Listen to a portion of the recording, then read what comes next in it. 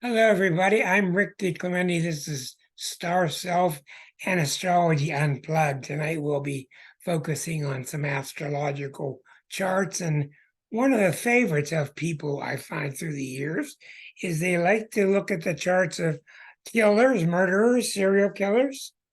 They like to see the charts of people that do interesting things, even infamous people. So it's one of the most common popular subjects because people got the idea in their mind that the chart shows that the chart made them into a killer. It's not true. Well, where does it come from? Well, it comes from a lot of places, but the chart did not make them into a killer. We're going to go through 8 of the most popular or infamous killers throughout time. Just so happens in my 46 years or whatever, I study a lot of killers. I study a lot of people that kill people. Why did they kill them? What's in their chart? Why did this person get killed? Why they have this wreck? I study just to learn. And so I have a lot of background when it comes to studying about serial killers. One thing I wanted to mention first, I was talking with Susan and I was talking with some other people, and I want to bring this up. There's a misconception. This is a big deal. There's a misconception with all of us that things are happening out there. As a matter of fact, somebody needs to write a really good book on this, and they'd be really, really rich. Okay? Susan was telling me, in essence, and I'm not going to get into detail, that she's having some irritation at work from some people that are irritated. I'm not going to go into it at all. Okay. First of all, as an astrologer, as a very experienced astrologer,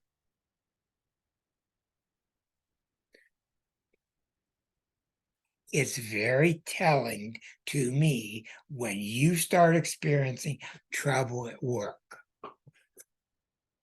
I'm not making this up. I've watched this for years. Secondly, usually when you're trying to get a job and you can't get a job, it's because you don't want the job. Now, that's been the report from thousands of people I've interviewed, and they'll eventually go, yeah, you're right. Because when you're interviewing for a job, the interviewer can tell that you don't want the job. And that's the fun part. And there ain't nothing worse to an employer than getting an employee that they can't get rid of. They don't want you there. You don't want to be there. They don't want you there. It ain't personal. They don't want your vibe there. They don't want your lack of team effort there. They don't want you there. It's not personal. It's just, is there a match or is there not? Now, the thing is interesting, and this plays into later on about the killers and stuff.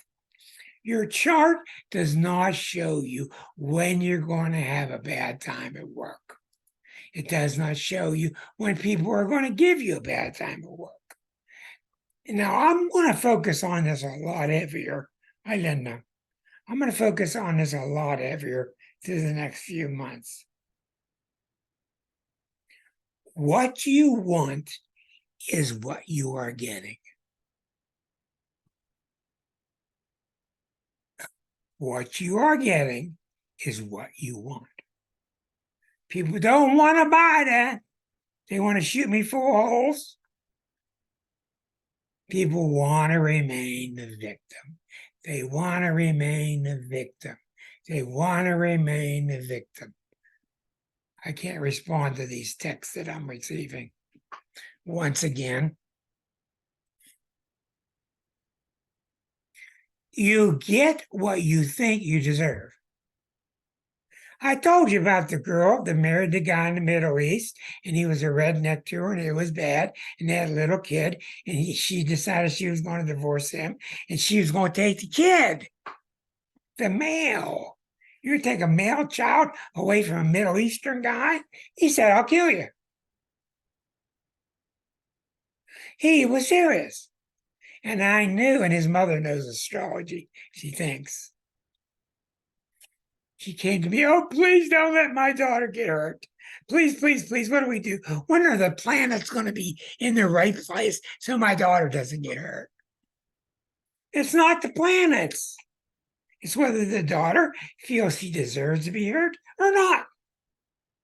And I went round and round with this daughter, and things looked threatening. And weeks later, she finally got the point, and she changed inwardly. She changed to herself. She said, I don't deserve any crap from this guy. I deserve a nice relationship with him and with my son.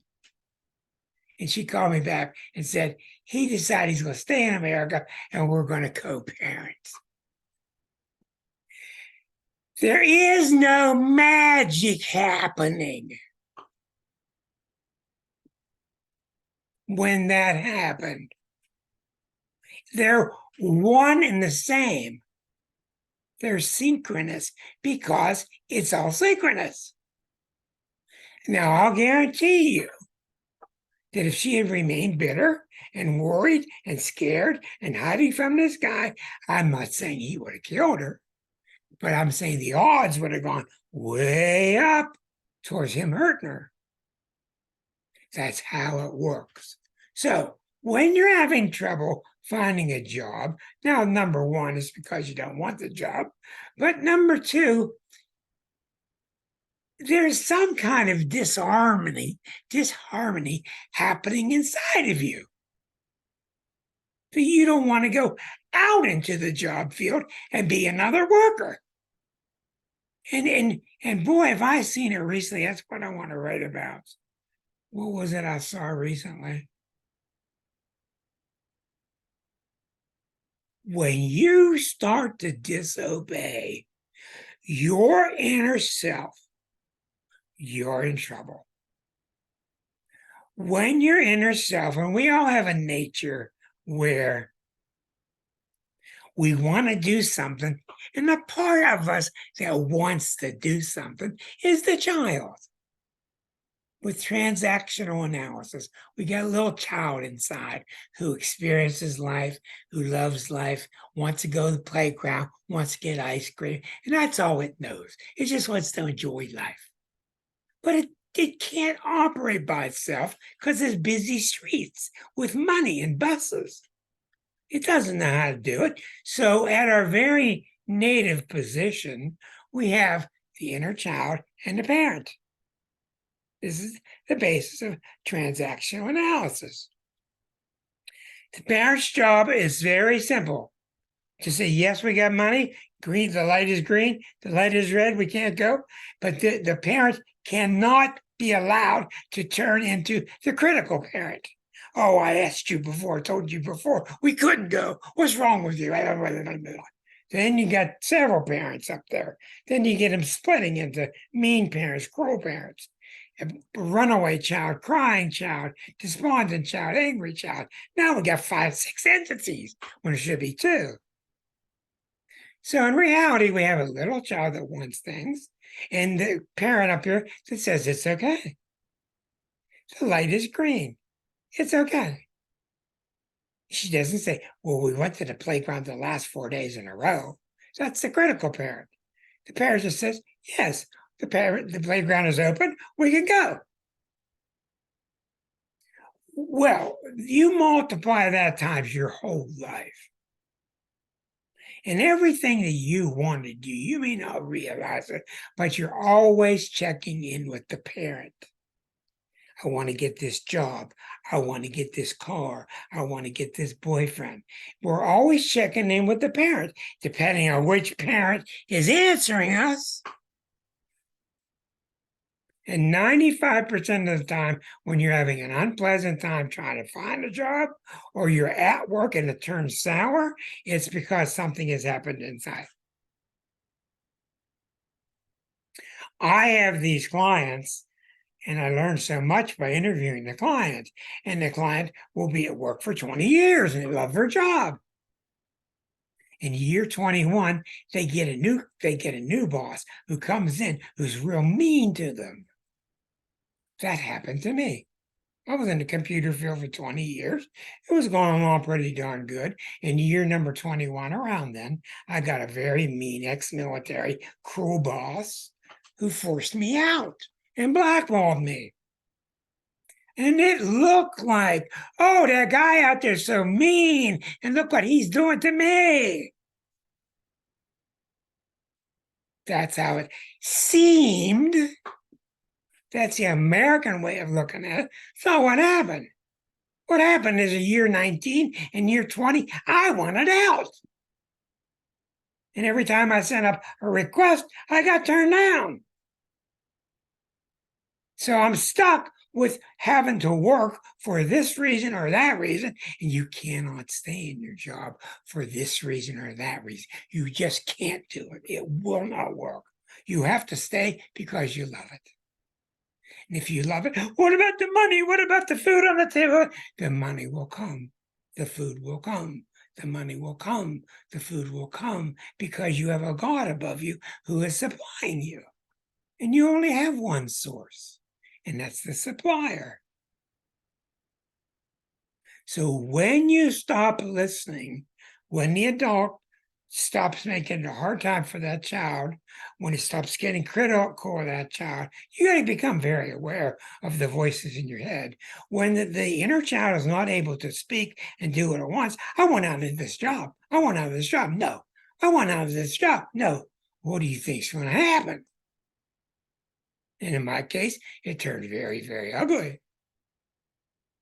It turned into a lawyer type thing. And I got out of the job. And what happened when I got out of the job? I started an astrology career. Because that's what the child was trying to tell me. I know what I want. And out of nowhere, a job would come, a car would come, an apartment would come, money would come, clients would come, because I'm in the groove. And that is the story. And there ain't no other story. My opinion. So give it some thought, all of you who are involved in such things. Now, killers. A lot of networks on TV, especially now when the pain body is so ultra high. We're seeing all these people kill each other. And then we're seeing these awful, awful stories, god-awful stories of serial killers. And I've studied killers a lot. Well, I just touched base with really fine astrologer, head of the London School of Astrology, named Frank Clifford. He's on Facebook. He's very verbose, and he's a very likable guy and very nice and very well published, wrote a lot of books. And as you know, the top magazine in the United States astrologically is the Mountain Astrologer, and their leader just passed away. And I guess that Frank Clifford is taking over that magazine, or else he's certainly becoming a major contributor. So Frank is no pushover. He runs the School of Astrology in London. I started talking about which signs of the zodiac are prone to kill before that sign. And he wrote back to me and said that I just got the files handed it. I got a runaway cat. Hold on, please. She's in Aries. But anyhow, this woman named Dana Holiday, I don't know her. I guess she's American. I looked her up. She's got one book. It's about famous killers on Amazon. Well, he left her her research and her papers and her drawers full of research. So I thought that's pretty cool. And in her list, Sagittarius #1, Gemini's are #2. In my list, and I'm very sure of what I'm talking about, and I've seen many other astrologers agree with this, that most killers in the zodiac, if you're going to talk about sun sign, which is not a good way to do it, without a doubt, #1 are Geminis. Without a doubt. Doesn't mean they're the meanest. It means that mathematically, that's what happens. Sagittarius #2, the first 4 mutable signs. Isn't that incredible? Gemini, Sag, Pisces. Can't believe it, but yes. Virgos, and I'm finding more and more Virgos all the time coming up that list. In about fifth position, I'm finding Aquarians. The other ones I just don't see much. I watch the show, it's over. I get the birthday if I can, and they're not there. Gemini, Sag, Pisces, Virgo. Now, think about that. It's not because Gemini is a cruel sign. Gemini, by its very nature, is very kind and fun loving. And Sag, same thing, very kind, very fun loving. So they're not murderers. But in a chart, when something goes wrong in the chart or in the person's life, such as mommy becomes a prostitute, which is the main reason, there's nothing to hold it down. The sun sign can't hold it back. The Gemini can't resist the impulse. The Sag can't resist the impulse. The Pisces can't resist the impulse. That's why this happens. Now, these impulses to go get mad and get even and get a knife and get revenge and kill somebody, those are very dramatic, heavy-duty energies. There's no doubt about it. But what happens is, what are the signs that have no resistance? Sagittarius, Pisces, Gemini. They're not built to resist. The Geminis, ooh, let's check that out. That might be interesting. Jeffrey Dahmer's dad used to bring him roadkill so that he and Jeffrey could go in the basement and cut it open, and he was interested in the anatomy. He's showing the kid, look at the different parts. This is how Dahmer got started. We didn't have something in there like Aries and Taurus or Capricorn to push this impulse down, and so he got less resistance. In Gemini's case, what happens is it turns into a novelty. Isn't that neat? Ooh, do you see how that hand was vibrating? Turns into novelty. Sagittarius turns into fun. Turns into fun. I think I can outsmart those cops. I think I did. I can outsmart the cops. Jeffrey Dahmer, or not Dahmer, but Ted Bundy. Third, Pisces. Boy, you wouldn't believe Pisces, but it's unbelievable. Also, you're not going to believe me. It's unbelievable how many killers have moon in Pisces. Now, if you've got it like I do, and my dad did, and my dog did, it doesn't mean you're going to be a killer. If you got these sun signs, it doesn't mean you're going to be a killer, but you have to add it all up. But Pisces, moon in Pisces is a really bad place for the moon. I have learned, and I've been living with it for 70 years.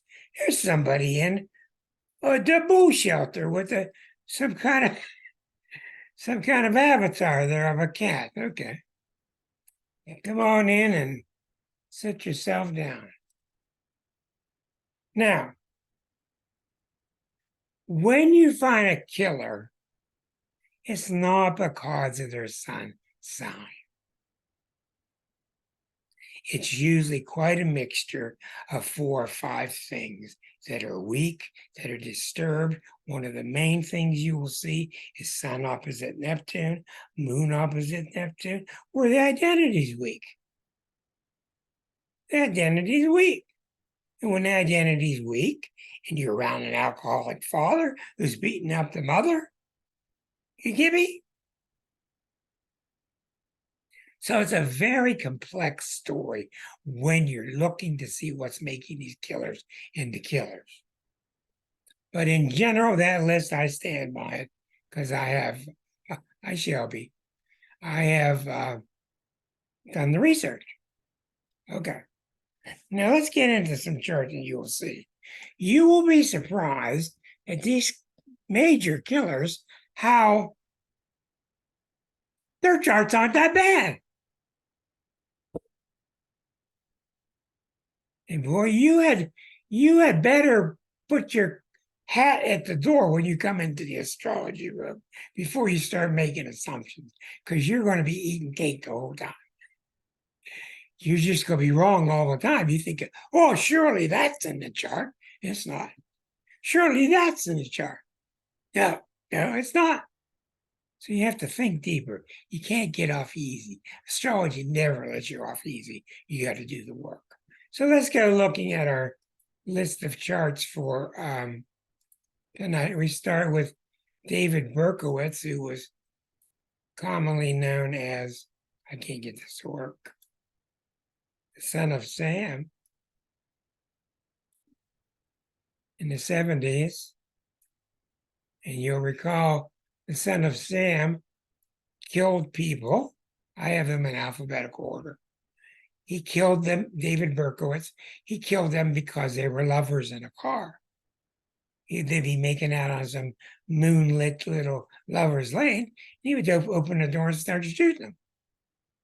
Luckily, he didn't get out for too long. They caught him.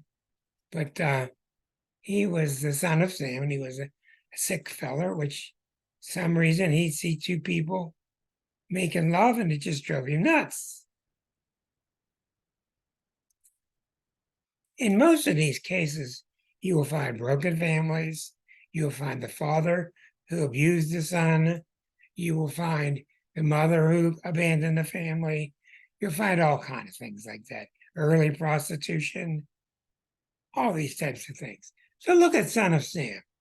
Boom, 4 planets in Gemini. Now I'm going to tell you this. I'm going to tell you this truthfully, and I don't know why this is, but it does not take much Gemini in a chart for the chart to become perverted. Doesn't. I'm talking about experience. Not that all Geminis are perverted, but the more Gemini planets you have, the more odds towards perversion is there. I'm telling you, because I've seen it.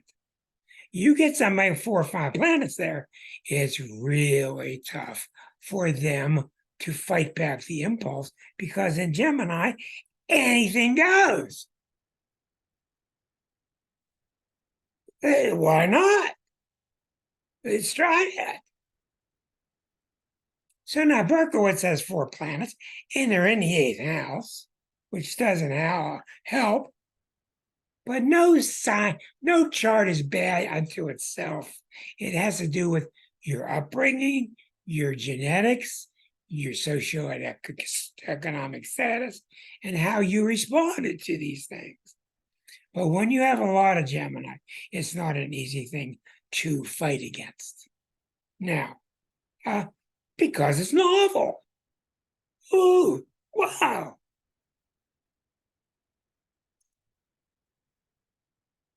Okay, here he is. 1976. He started his stuff and got caught a year later.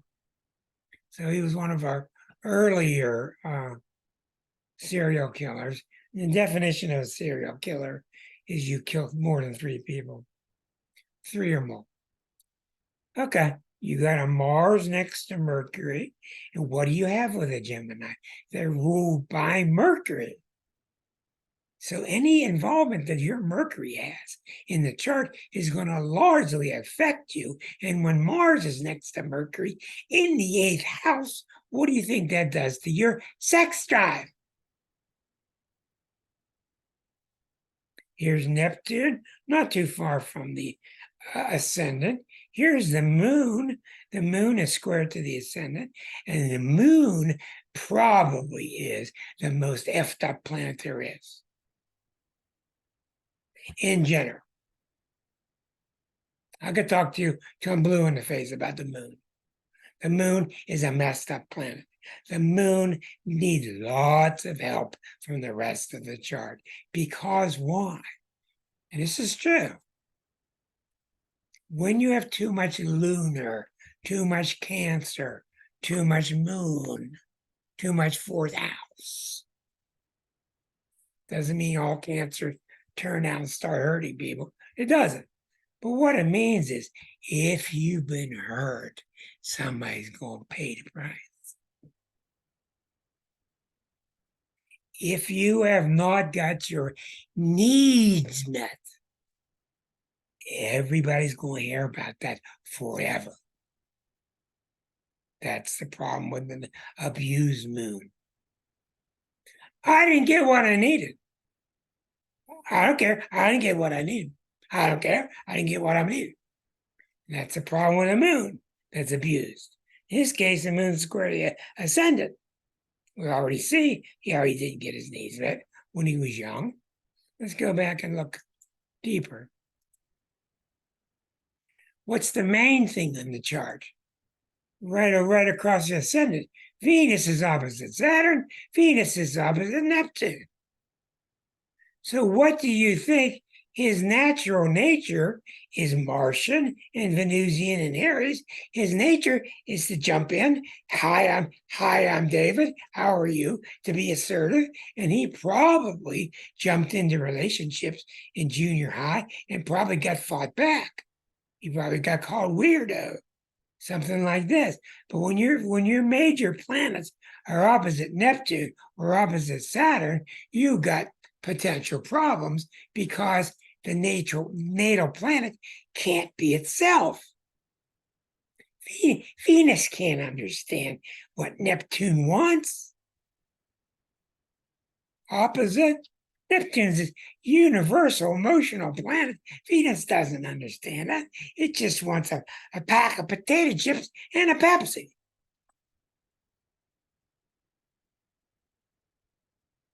So when you have oppositions to Neptune, it can get really out of hand real quick. And what can happen with Mars or Venus when they're messed up with Neptune is you get this limitedless, unlimitedless nature given to the Venus or the Mars. I can do what I want. I can date whoever I want. I can get married 3 times. I'm not making this up. You go look and you follow these killer shows and you'll see this. This is very common with oppositions to Neptune or aspects to Neptune, because the Neptune, you have to really use your brain and your soul and your emotional intelligence to operate safely with a Neptune. Neptune's a very high dimension Jesus stuff. And when you're operating at the low dimension of Neptune, it can be very underhanded. It can be crooked. It's a thief. It's a rapist.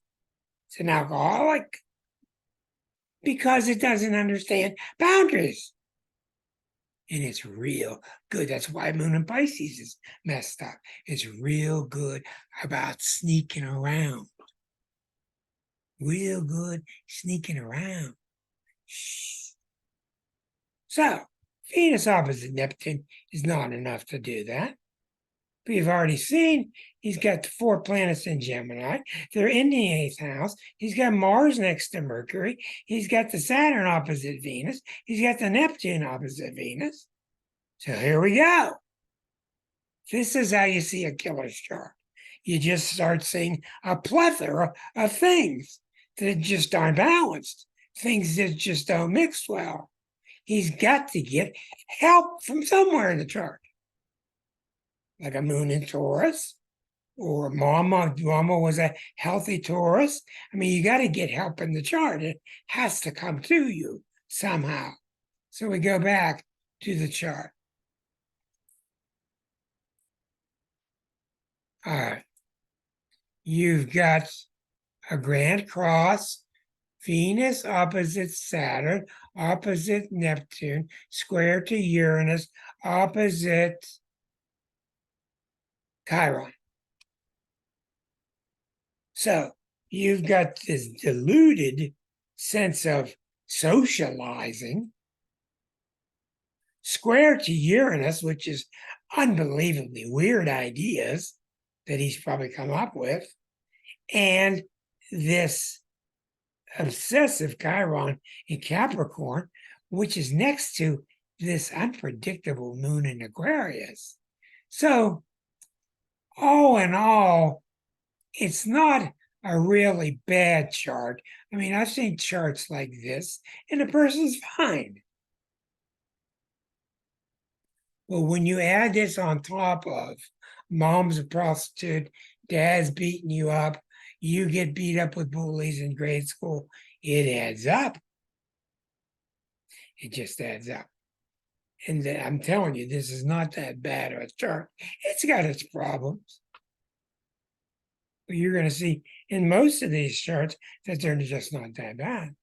Now, if you have questions as we go through, you speak up, let me know. Now, it just so happens they're in order, and Ted Bundy's next. Now, Bundy, I'm sorry.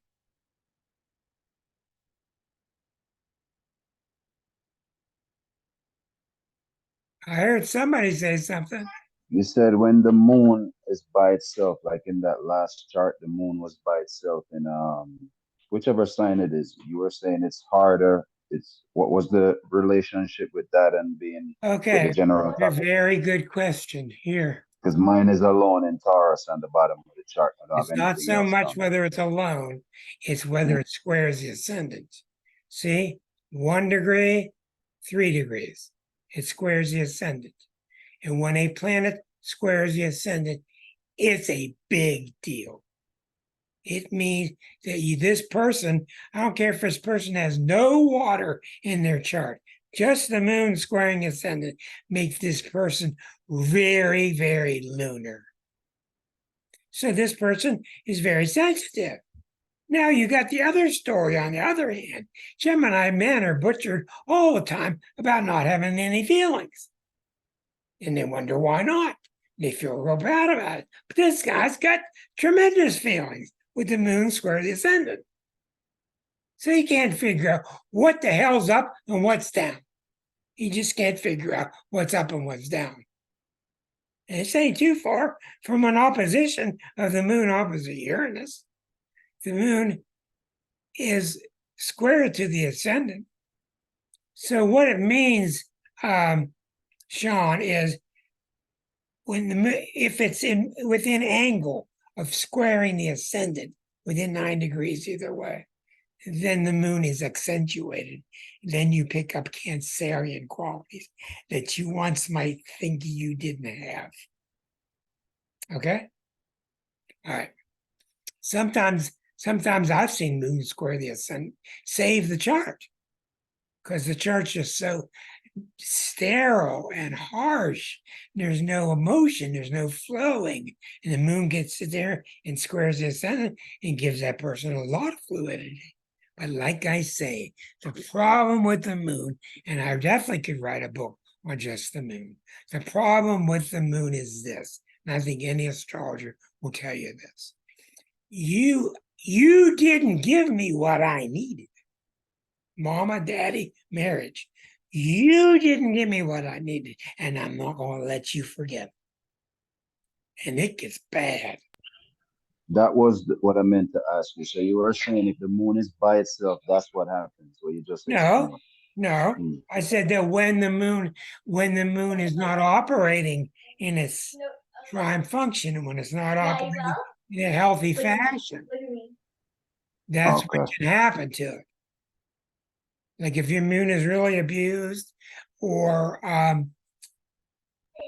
if Like if you it's have opposite to Saturn, you're saying if it's opposite to Saturn and Pluto, so no, you are getting mm, confused. When okay. your moon is strong, it's different than when your moon is being ill aspect. If your moon is strong, you pick up Cancerian qualities. However, if your Saturn is square to the moon, Pluto is opposite the moon, Mars is square to the moon, if your moon is afflicted, then you pick up more and more tendencies towards the negative qualities of the moon. And the negative qualities of the moon are I didn't get what I needed. You're going to pay the price. I'm going to hold my breath till I turn blue. That's the moon. But that heavy affliction, you're also saying, comes in conjunction with the family dynamic and the environment. That's all to be looked into. Yes.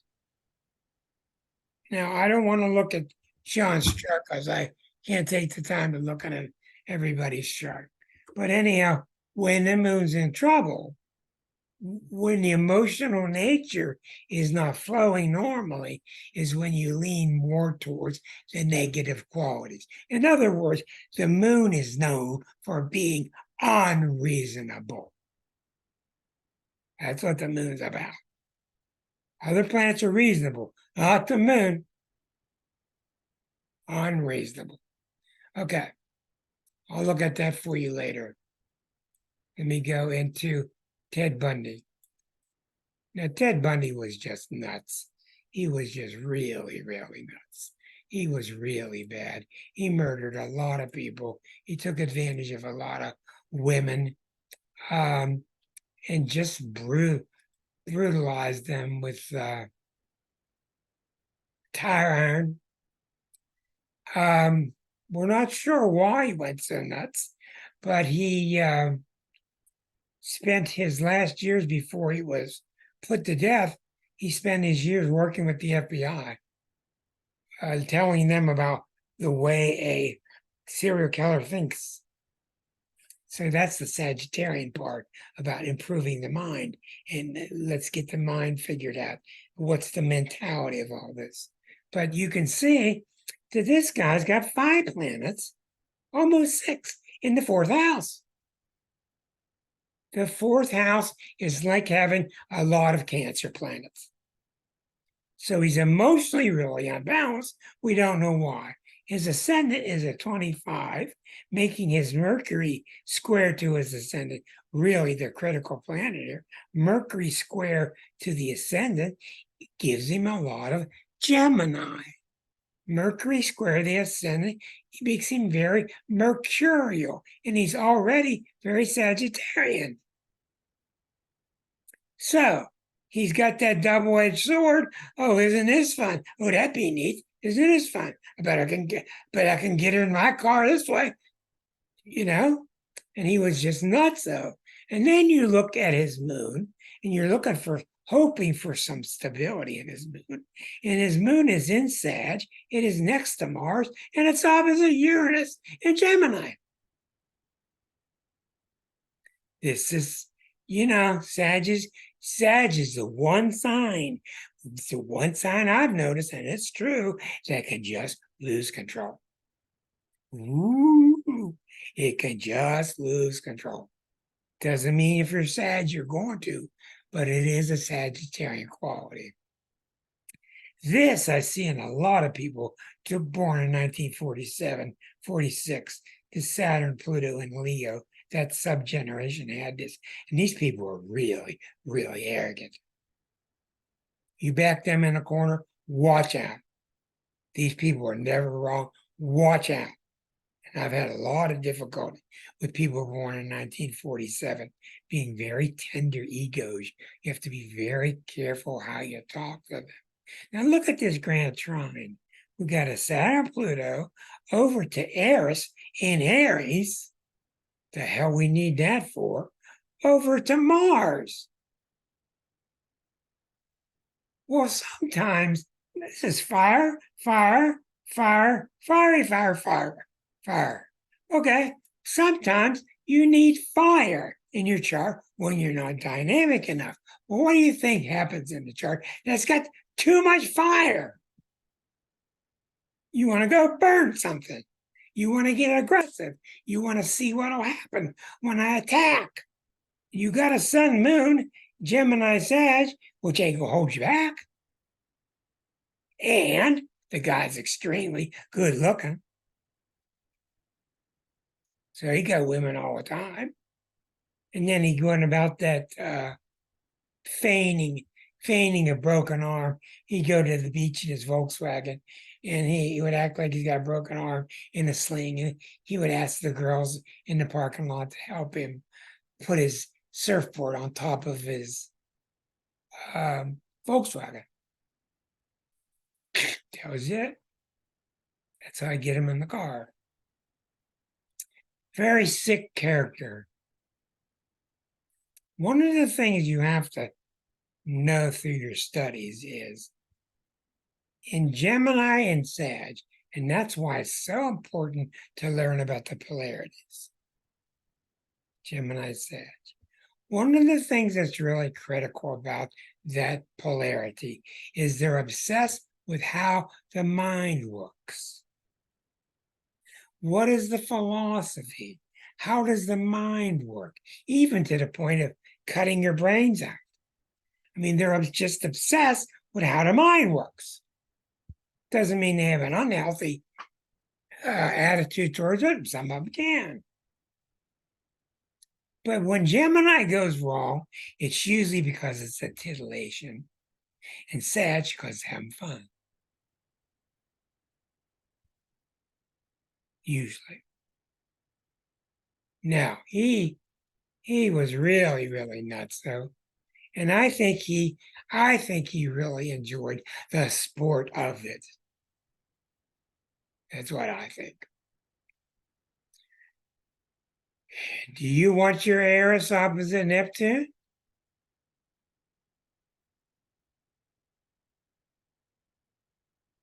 Do you want Pluto square to your Venus in Scorpio? So you start adding all these pieces up, and you can see where he went bad. And there's a lot of people born right next to him that have no problem. But there's always something with Gemini Sag, there's always something about the mind, speaking languages, getting titillated by sending messages, by sending fake identities and catfishing somebody on the internet, because they just get all embroiled with this communication thing. Let's move on. Jeffrey Dahmer.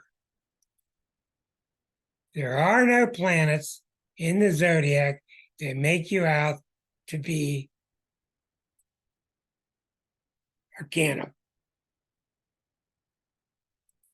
There's no cannibal rising planet. Okay, I told you what his dad did. Here's two Gemini planets in the 8th house. His dad he was weird to begin with, this little kid. And he was just bizarre and non-feeling, and his dad would bring him roadkill, and they would cut it apart and do biology experiments. So that's where it got started. And as you know, serial killers oftentimes get started by hurting or killing animals. Now we see a very strong Saturn at 17, square to the ascendant and square to the moon in Aries. Well, when your moon is square to a retrograde Saturn, a problematic Saturn, is oftentimes a bad relationship with the father. But when that Saturn is retrograde and it's angular and it's really strongly placed, it's almost always a screwed up father. Now, that father can be screwed up, or it could be just he's at work all the time. He never gets to see you. He doesn't get to blend with you. But we got reasons to suspect that this Saturn's a big deal. And what can happen with the child emotionally is they spend their whole life trying to please daddy, which you find out later. Here's a T-square. Here's a Chiron opposite Pluto, which is about I'm not good enough, making a T-square to the sun and Mercury, his main planet. So now we got these two planets on fire. On fire in the 8th house. And in the 8th house, you wonder what people look like when they're dying. You get into this game of enticing them over to your apartment to get them drunk or whatever. This is a deadly aspect. A lot of people I've seen recently will tell the interviewer or their parents, I don't know what it was, but when I was 14, when I was 15, when I was 6, I had these obsessions about killing something. I don't know why. And usually that is moon is next to Pluto, moon is opposite Pluto. It's almost always Pluto. So you see, this guy is growing up with some rather weird tendencies to begin with. Who knows? His was control. He liked getting these young men in situations where he could tie them up. Hello, Waldo. Somebody's got to speak up for Sagittarians, by God. Okay, now, the moon is extremely vulnerable because when a planet is on the angle, you draw it this big, Sean. You don't draw it little, draw it like that.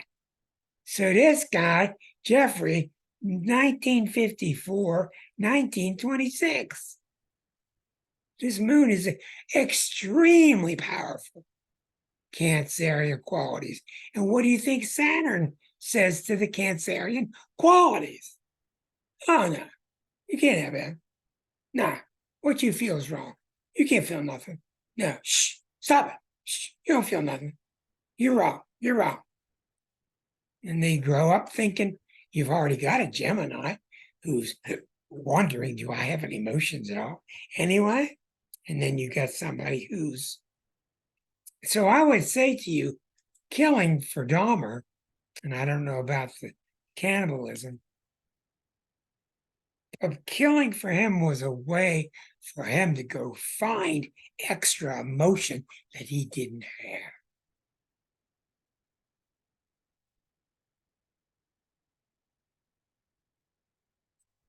I don't know.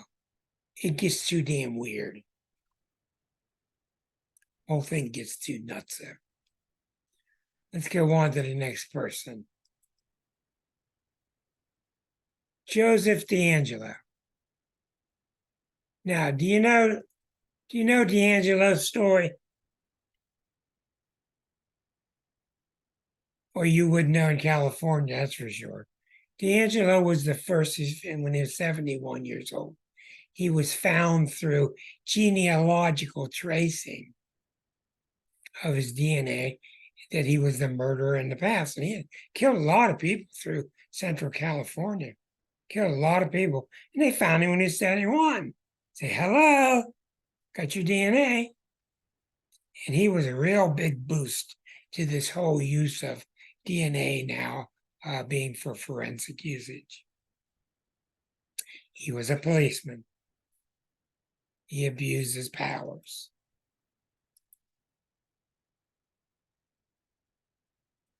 Okay, let's see what makes him tick.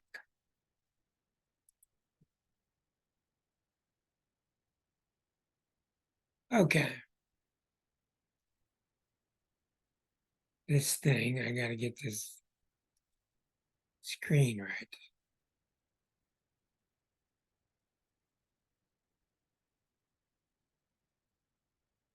Good. All right. Now, you got Mars next to Saturn within a couple degrees of the ascendant, and they're both in Cancer. Well, you don't want your Mars in Cancer next to Saturn, because that's like having your Mars next to 7 different Saturns. Okay?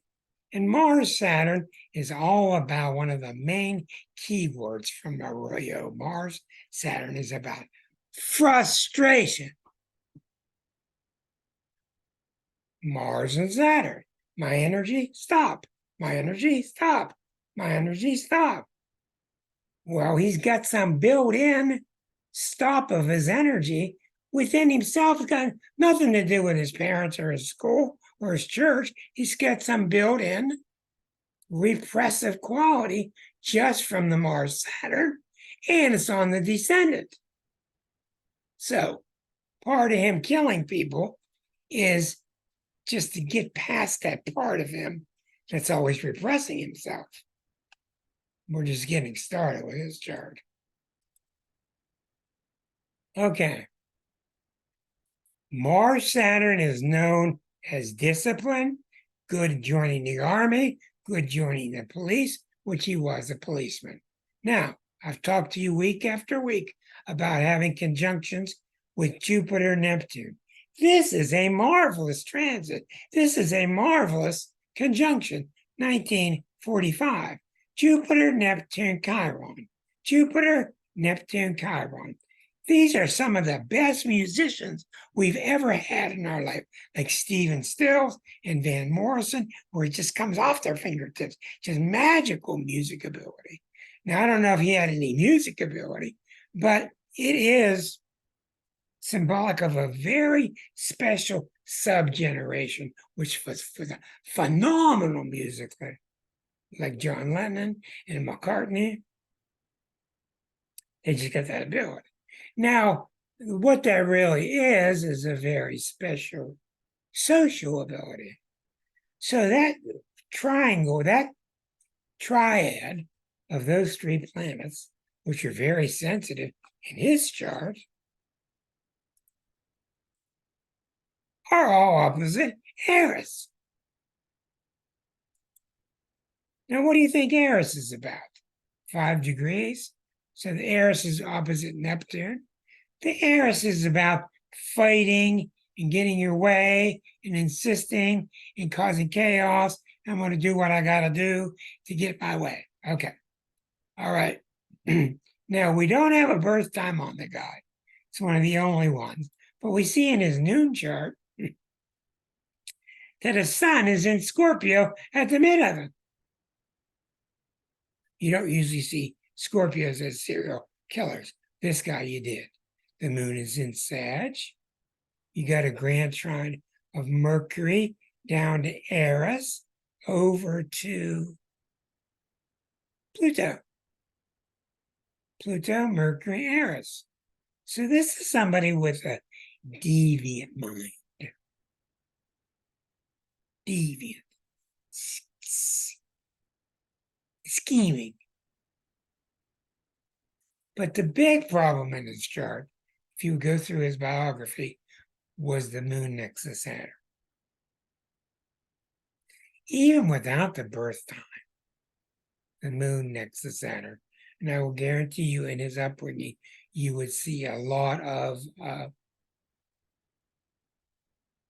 history of him being stopped and repressed emotionally. Let me keep on. Let me get through the list here. John Wayne Gacy. This is the guy that liked to dress up like a clown and kill people. I think it was from Ohio, Illinois. He was a very big civic leader, very popular with the kids as he would play the clown. Okay, now we see the double Pisces, right?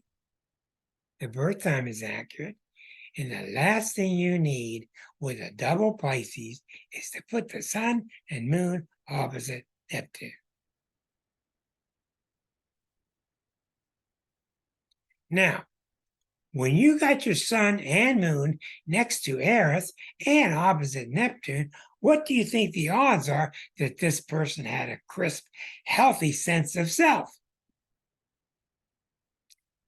I had a guy call me up to something similar to this back in the 80s when I was on the radio. And he said, he had something just like this. He said, I'm always in jail and I don't know why I'm always in jail. And I said, it's probably because you're always breaking the law. Nicest guy, sweet old man. He had big drinking problems, but you got a sun and moon in Pisces opposite Neptune. Where are you going to go to buy a vow? Where are you going to go to buy a personality? It's all, ooh, that's kind of neat. Ah, Ooh. I mean, you're in trouble. Unless the rest of the chart's really helping you, you don't have a sense of self. I had a woman come to me once. She was part of one of my classes until she realized that she wasn't going to be able to do astrology. She had 5 planets in Pisces. And you know what she used to do as a pastime? She was about 35. She used to watch the station in between stations. In the old days, you'd flip the knob and you see a snow pattern between your TV stations. She would put it on the snow station and just imagine that she was hearing stuff. And whew, that's what too much Neptune will do to you. You got to really be careful. So, what do we need in her chart? We need a strong Saturn. We need a strong, in this guy's chart, we need strong Capricorn, something strong and earthy, Virgo, to get him out of the clouds. He's actually a clown in reality, right? In his clown costume. Okay, you got a couple planets in Taurus here, which helps. You got Mars and Jupiter in Gemini, which doesn't help. And you got Pluto opposite Venus, which doesn't help. So you've got a guy who is just, and all that Leo at the top, enjoyed being the clown, enjoyed being comic, get the attention. But there's just no self there. You and I cannot understand what it means to have no self. Because I'll guarantee you that everybody on this show at least has somewhat of a sense of self. When you get it this bad, the key to being messed up is that when you're messed up, you think everybody else is messed up. That's the projection problem. So when you're messed up, you're doing things underhanded, you're suspecting everybody else of doing things underhanded. So why not kill them? That's the problem with it. And when you got Neptune opposite Sun, Moon, what happened to him probably, if I were ever to talk to him, he probably had a 12th harmonic, a past life chart with all that Neptune, where his chart was so much into sacrifice. He was so much into martyrdom. He couldn't keep anything for himself. It was all for everybody else. He was trying so hard because he was seen as such a low life in God's eyes. That's probably what went on inside of him with a chart like that, I would imagine. Moving on. That makes sense to you, Sean? You're Pisces. You ought to understand a little bit of that. Definitely. Why were you saying he's a clown? What was his rising sign? Why was I saying he's a clown? Correct. He was a clown. He's got pictures of himself with, that's what he did on the weekends. He'd go to Okay. parties Okay. for children with red rubber nose and all that. Then he go, Was he a Sagittarius rising? no, he was um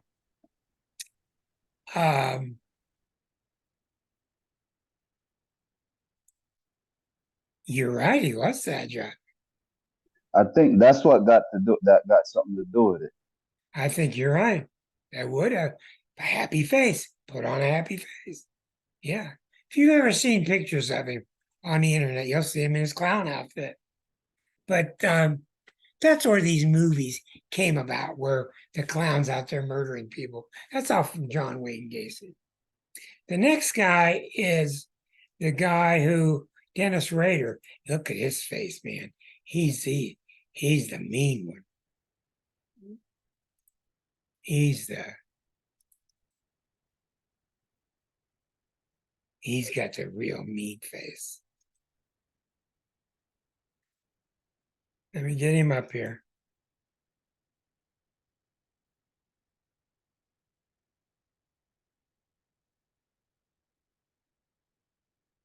There's Raider.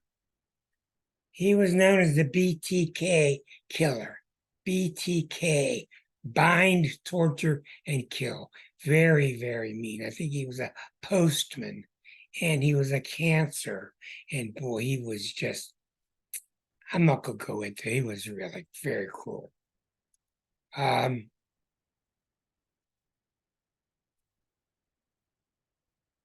Dennis Rader, he kept people captive in his house. And one day he slipped up and one of the women got loose. And that's how they got away from his torture chamber. Okay. He was 1974, all his stuff. Okay. What you got to look at when you see a major T-square like that, you look at what's here, what's there, and what's there. And he's a Cancer. I'm sorry, he's a Pisces. He's got all his energy pointing towards Saturn in Cancer. And what did I tell you, Sean? There's his moon sitting on the angle. Okay, his moon is square to Venus. These are the two emotional planets, indicating this is not real bad, but moon square Venus is an indication of somebody who's not operating emotionally in a healthy way. We see the Marses in Aquarius, which is not bad. We see Eris is up right near the midheaven, right opposite Neptune. This is the story. When you get planets along the angles, along the ascendant, along the midheaven, that's your story. So you've not only got it along the angles, but these angles also form a T-square to Saturn in Cancer. So his whole life is based on Saturn in Cancer. Now, what's Saturn in Cancer about? It's all about protect your feelings, be very, very careful.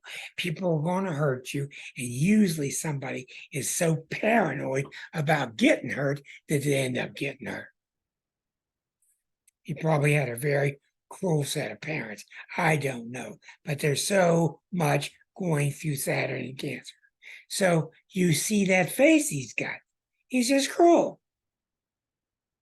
That is a face. That is a face that has said 6 million times, I did not get what I needed. Period.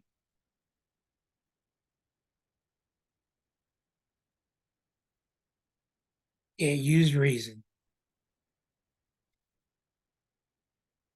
Very tough, very sad story. Vicious story.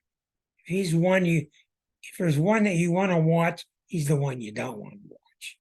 Because he was very, very cruel.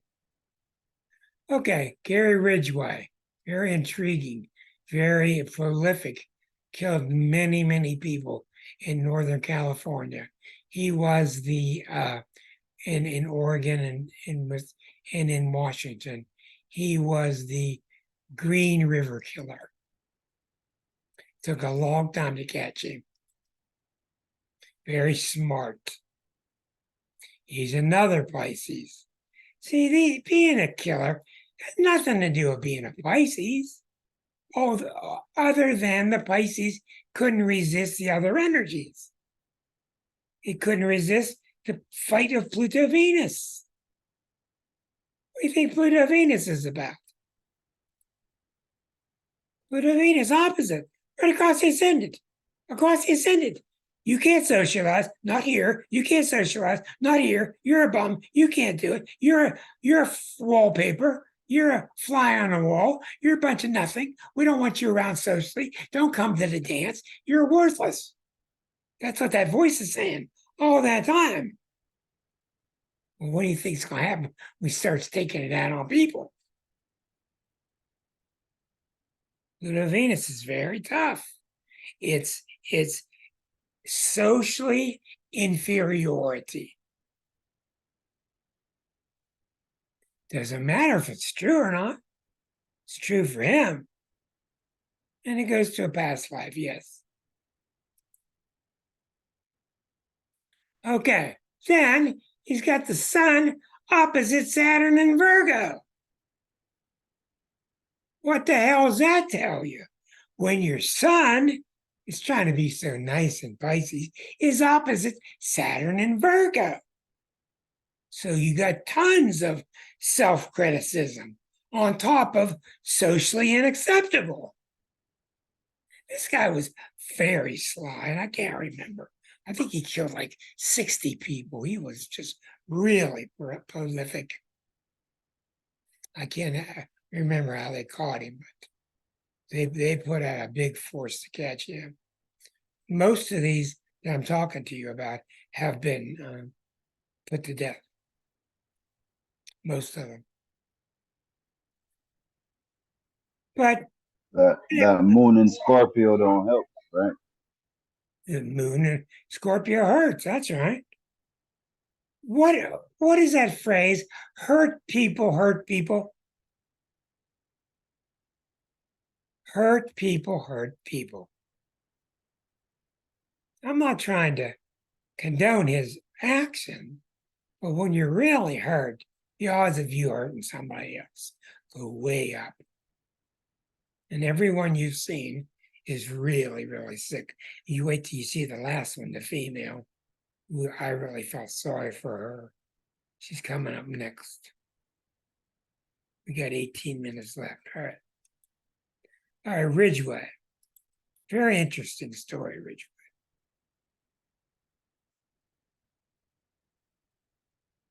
They had to really outsmart him. Okay, he's got Mars opposite Saturn. All that frustration. He's got the sun next to Mars. So the passivity of Pisces doesn't get to express itself because it's next to Mars. I don't care if Mars is in Pisces, it's still Mars.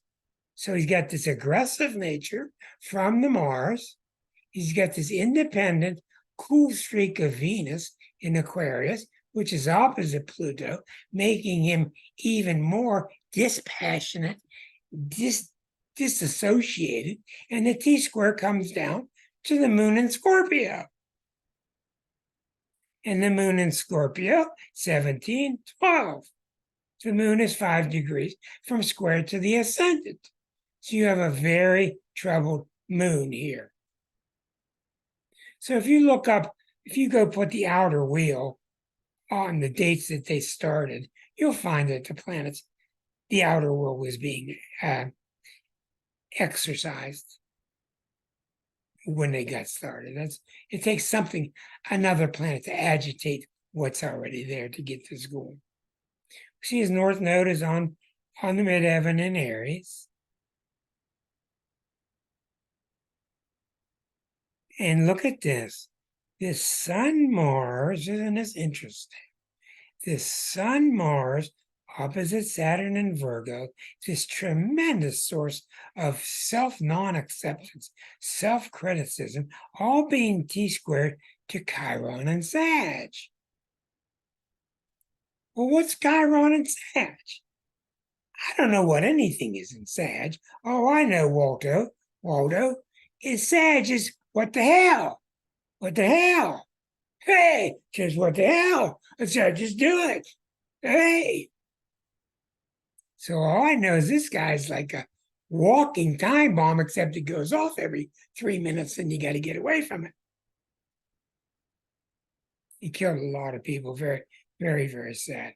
The last story is about Eileen Wuornos. You probably heard her name, as she was made famous by that beautiful actress who played her parts.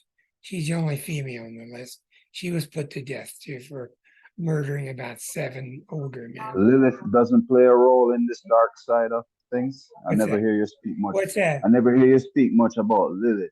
I'm wondering if Lilith doesn't play a role. I just don't know.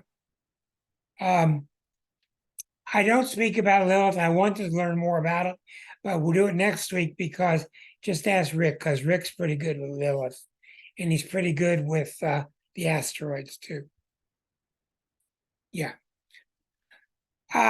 Sean, to be honest with you, I'm not real big on planets or bodies out there which constantly have a bad reputation. I just don't like to look at things that are always bad. I like to look at things that have both sides and see how the person deals with them. But Lilith is followed by a lot of people. We'll see what Rick says. Now, Eileen Wuornos was a Pisces gal. She was very nice and very sweet and very abused. Her mother left her when she was 4. She turned to prostitution when she was 11. She was gang raped all the time. She went through tremendous hardship. She was in fights all the time, in bars and with the police. You'll see in her chart's just not that bad. It's got some problems in it. But what happened to her? She got tired of being raped. So she starts shooting these guys. She took a gun and she shot, I think, 7 men. They would get in a car with her and they would act like this and act like that. And she just had it with all of them. So she just killed them. She was a Pisces. Look how many Pisces we've seen tonight. They're third on the list. Pisces rising. Mars at the top. Mars, Venus, Pluto. You think that ain't a sexual grand trine? Mars, Venus, Pluto in Leo with Jupiter. Mars, Venus, Pluto, Jupiter. Moon opposite Neptune, opposite Venus. Moon, Neptune, opposite Venus, T-square to Uranus. So she had nothing but instability. And what ended up happening with her, she ended up getting a lover when she was a female lover when she was 30. And she was very kind to her lover. And after she went on this killing spree, I can't remember the whole story, but I watched a movie about her. She took the rap for her partner. Her partner killed somebody. She took the rap for it and went to prison. But she had a very nice, sweet, loving Piscean side. But she had this other side that just was butchered and just couldn't take anymore. Do you know who the actress was? The beautiful blonde. I think she's That Australian actress. Australia, right? Oh, I can't think of her They name. made her look really bad. She's very tall. She's like 6 foot tall. The one Sort that's of in like- Terminator or something. Yeah, Yeah. she's just gorgeous. She's But sort of like Uma Thurman, but she's Australian That's and right. gorgeous. But they just made her look really bad. And she played a really good part, but that was the life story of her. So let's stop at this point and try to back up from these things. And I think you can see that a lot of these people, they weren't that bad. Some of them were. But when you hear their story, it's like there's a lot of killers out there that have nice charts, but they had horrible upbringings. So tonight's really a lesson for all of us that the chart does not bespeak of promising monsters. It does bespeak of treat yourself really bad, get suppressed by a lot of people around you, get oppressed by people around you, and then turn all your inward signals to where everything's turned off. You're no good. You can't do that. What do you think happens?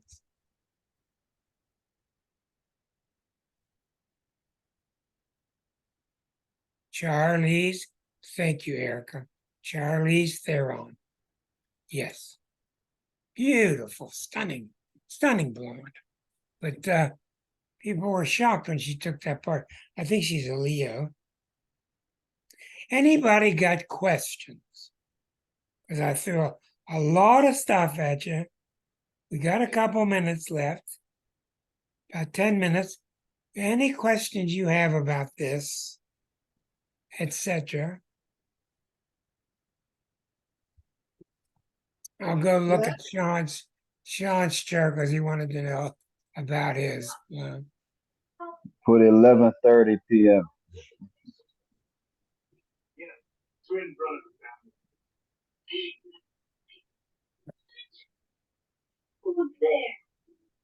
Nothing, mother. Just go back inside, Mom. We'll be up in a minute. Hey Rick, can you change the time to 11:30 p.m.? Oh, now I got to do another chart. Hold on, please. 11:30. 11:30 at night. Correct.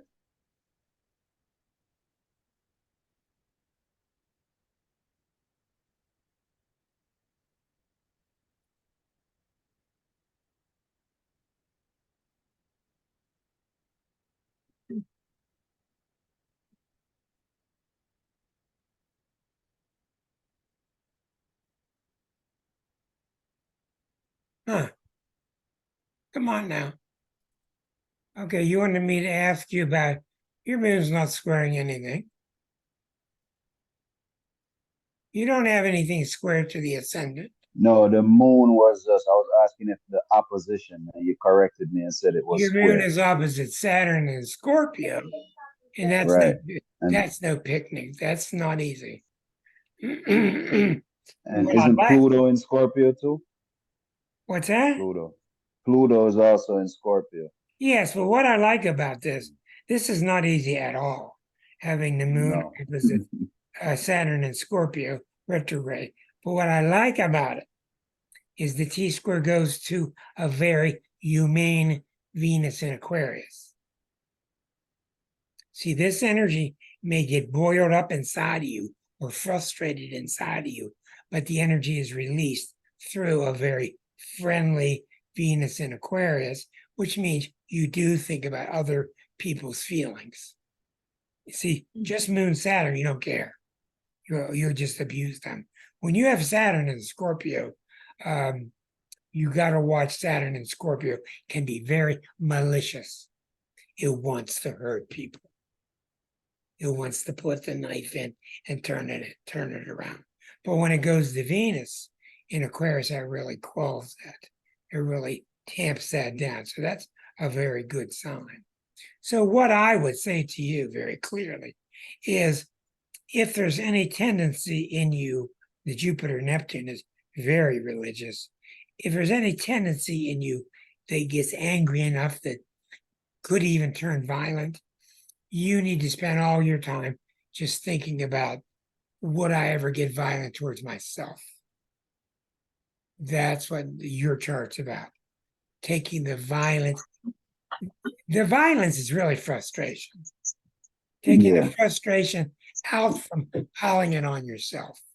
And what's the problem with Moon Saturn is, especially with the moon in Taurus, is when you like something, you like it. When you don't like it, you don't like it. But yours is, I really don't like it. With a Saturn in Scorpio and a moon in Taurus, it's very fixed. It's too fixed. So when you find yourself not liking something because you just don't like it, very Scorpionic, you need to take that back in and rethink it and massage it and try to turn it softer. Yeah. Because this is symbolic of what you've been doing to yourself through your past life. To you, not anybody else. Nothing to do with Yeah. it. Because as you said in the beginning, nothing is outside. It's all, I'm at the point where I'm That's right. realizing, everything is inside. Yep. That's exactly right. And your chart has a lot of potential to be very advanced because you also have that Chiron sitting on the descendant. And that's a really good sign. Before I leave, let's answer who had the earlier question.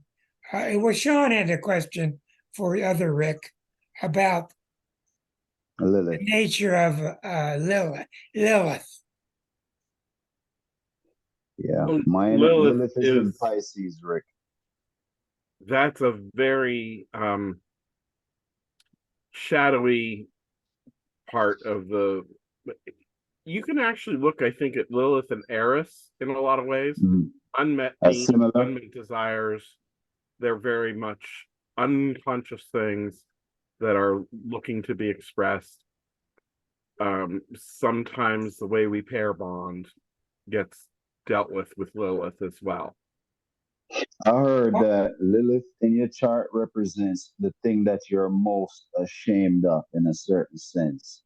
Like it's something where you really, it's not in the books, but somebody mentioned that to me and it kind of made sense, but that never heard of something like that before? You never heard of That's interesting.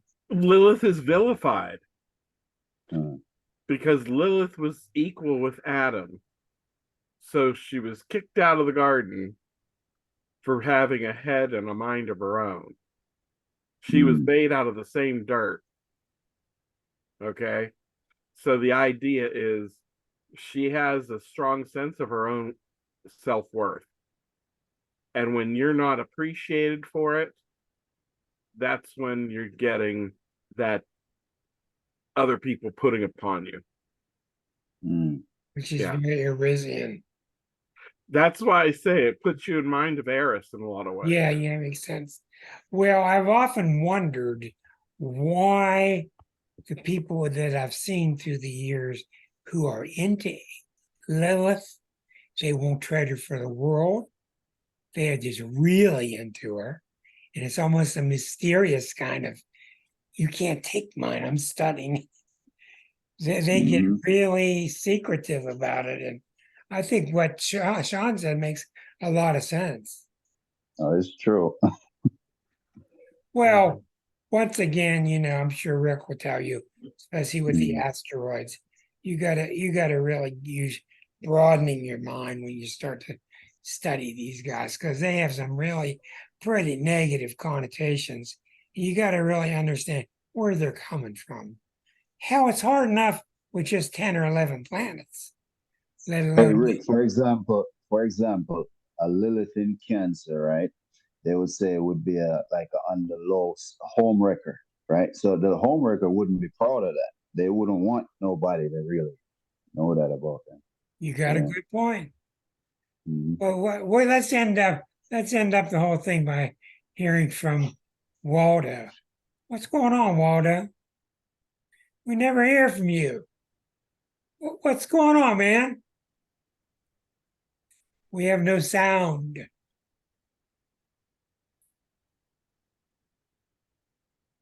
Down in the Yucatan. You got me? Yeah. Yeah, it's the timing. I cannot get with you guys, but I always watch the videos. I like to watch the videos anyway. You're talking about Lily. Look at who I got there.